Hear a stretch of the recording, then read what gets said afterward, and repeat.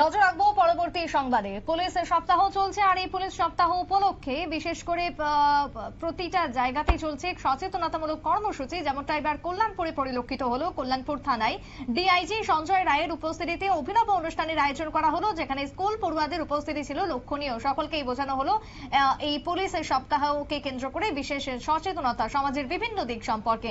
কল্যাণপুর থেকে যে বক্তব্য উঠে এসেছে পুলিশের, শুনুন।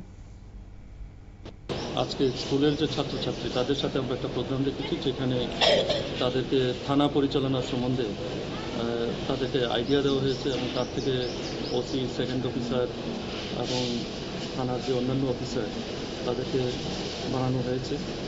ওদের কাজকর্ম কীভাবে করা হয় সেটা বোঝানো হয়েছে। একটা কমপ্লেইন দেওয়ার পর কীভাবে চিঠি এন্ট্রি করতে হয় এবং সেটা করার পরে কীভাবে এফআইআর ঠিক করতে হয় এগুলি শেখানো হয়েছে। মূল উদ্দেশ্য আমাদের ত্রিপুরার যে নেশামুক্ত অভিযানটা, ওইটা কি সত্যিকারে নেশামুক্ত ত্রিপুরা করার যেটা অঙ্গীকার নেওয়া হয়েছে, ওটা কি সত্যি সত্যি কি পালিত হচ্ছে নাকি? এটা সম্বন্ধে কিছু বলবেন। সেটা সাংঘাতিকভাবে পালিত হচ্ছে। সিজার দেখলেই তো বোঝা যায়।